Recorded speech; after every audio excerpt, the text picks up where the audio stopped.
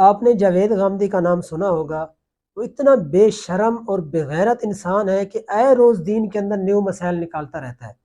پہلے اس نے یہ مسئلہ نکالا کہ آپ غیر محرم لڑکی کو ہاتھ بھی لگا سکتے ہیں، کس کر سکتے ہیں، اس سے کچھ نہیں ہوتا۔ اب اس نے یہ مسئلہ نکالا، رمضان کا مہینہ ہے، کہ اسلام کے اندر تراویح ہے ہی نہیں، اسلام کے اندر تراویح کا کنسیپٹ ہی نہیں ہے۔ آپ مجھے بتائیں، اور صحابہ کرام ساری زندگی تراویح پڑھتے رہے، حتیٰ کہ حضرت عمر رضی اللہ تعالیٰ عنہ کے دور میں حضرت عمر رضی اللہ تعالیٰ عنہ نے تمام صحابہ کرام کو ایک امام کے پیچھے جمع کر دیا اور 20 رکعت نماز تراویح پڑھا کرتے تھے۔ اور یہ بے شرم انسان کیا کہتا ہے کہ دین کے اندر تراویح ہے ہی نہیں۔ یہ نہیں، یہ بندہ روزانہ نیو مسئلہ نکالتا رہتا ہے۔ پہلے یہ بندہ یہ کہتا تھا کہ حضرت عیسیٰ علیہ السلام نے نہیں آنا، ان کی وفات ہو چکی ہے۔ پھر اس بندے نے کہا کہ دین کے اندر داڑھی ہے ہی نہیں۔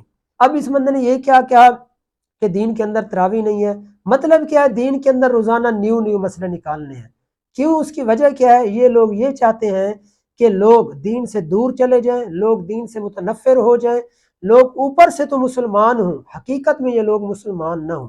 اصل بات یہ ہے کہ جب ہمارے بر صغیر پر برطانیہ کا قبضہ ہوا تھا تو ان کے بادشاہ نے ایک مشن بھیجا تھا جن کا کام یہ تھا کہ لوگوں کو عیسائی بناؤ۔ ان لوگوں نے آ کر مشنری سکول بھی بنائے تھے جو آج بھی موجود ہیں، جن کا کام کیا تھا؟ لوگوں کو عیسائی بنانا۔ جب بچے وہاں پر پڑھتے تھے تو وہ بچوں کو عیسائیت کی تبلیغ کرتے تھے، لیکن کوئی بھی بندہ عیسائی نہیں بنتا تھا۔ انہوں نے تقریباً 5 سال کام کیا اور اپنے بادشاہ کو جا کر رپورٹ دی کہ کوئی بھی مسلمان عیسائی نہیں بنتا، ہم کیا کریں؟ اس نے پھر آگے ایک جملہ کہا تھا جو کتابوں کے اندر لکھا ہوا ہے۔ اس نے کہا تھا کہ یہ لوگ اگر عیسائی نہیں بنتے تو ان کو مسلمان بھی نہ رہنے دو۔ آج اسی بات پر عمل پیرا ہو رہے ہیں، اسی بات پر یہ لوگ کام کر رہے ہیں کہ اگر یہ لوگ عیسائی نہیں بنتے، لبرل نہیں بنتے، سیکولر نہیں بنتے تو ان کو مسلمان بھی نہ رہنے دو۔ جاوید غامدی بھی انہی لوگوں میں سے ایک ہے۔ جاوید غامدی پاکستان کے اندر دین کا امریکن ورژن جو ہے نا متعارف کرانا چاہتا ہے۔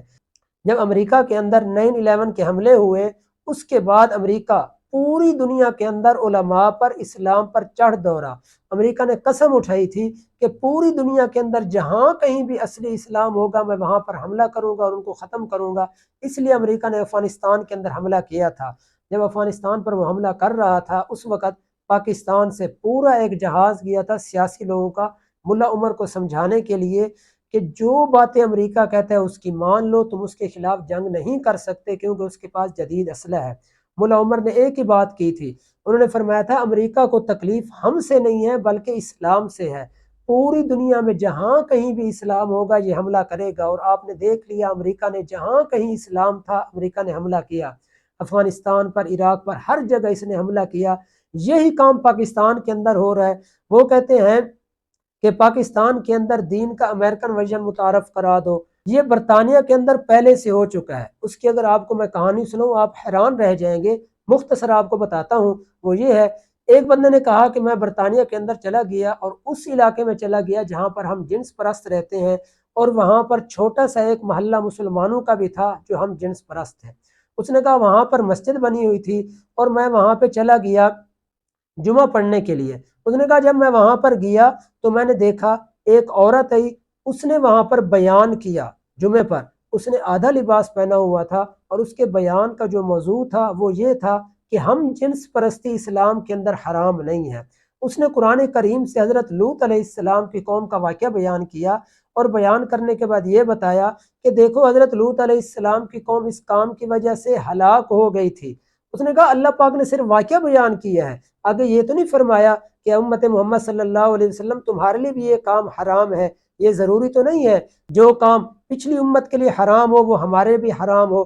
یعنی اس طرح کی اس نے باتیں کی۔ اس نے کہا جب تقریر ختم ہو گئی تو پھر ایک بندہ کھڑا ہوا، اس نے اذان دی، اور اس کے بعد اسی لڑکی نے جس نے آدھا لباس پہنا ہوا تھا اس نے نماز پڑھی۔ یہ لوگ پاکستان کے اندر یہی کچھ کرنا چاہتے ہیں کہ پاکستان کے اندر اسی طرح کا دین آ جائے، یعنی لبرل اور سیکولر دین آ جائے۔ یہ لوگ اس لیے کوشش کر رہے ہیں کہ آپ نے نہیں دیکھا کبھی کوئی پروفیسر، کبھی کوئی ڈاکٹر، کبھی کوئی انجینئر، کبھی کوئی فوجی ریٹائر، جب ریٹائر ہو جاتے ہیں تو پھر دین کی تشریح شروع کر دیتے ہیں، تفسیر لکھنا شروع کر دیتے ہیں، حدیث کی تشریح شروع کر دیتے ہیں۔ ان کو دین کا کچھ پتہ نہیں ہوتا، لوگوں کو بتانا شروع کر دیتے ہیں۔ میں حیران لوگوں پر ہوتا ہوں کہ لوگ بھی ان سے مسئلے پوچھ رہے ہوتے ہیں، پتہ نہیں کیوں پوچھ رہے ہوتے ہیں ان سے مسئلے۔ ان تمام لوگوں کا مقصد ایک ہی ہے، لوگوں کو دین سے دور لے جانا، اگر لوگ دین سے دور نہیں جاتے تو لوگوں کو صحیح دین بھی نہ پہنچے۔ آپ مثال کے طور پر انجینئر مرزا کو دیکھ لیں، وہ کیا باتیں کرتا ہے، آپ اس کی 50 ویڈیوز دیکھیں، اس کے بعد آپ جو نتیجہ نکالیں گے یہی نتیجہ نکالیں گے کہ صحابہ کرام میں سے کوئی بھی انسان قابل اعتبار نہیں ہے۔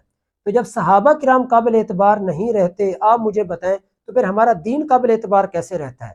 کیونکہ قرآن کریم ہم تک جو پہنچا صحابہ کرام کے ذریعے پہنچا، احادیث جو ہم تک پہنچی صحابہ کرام کے ذریعے پہنچی، نماز کا جو طریقہ ہم تک پہنچا وہ صحابہ کرام کے ذریعے پہنچا، یعنی یہ ساری چیزیں ہم تک صحابہ کرام کے ذریعے پہنچی۔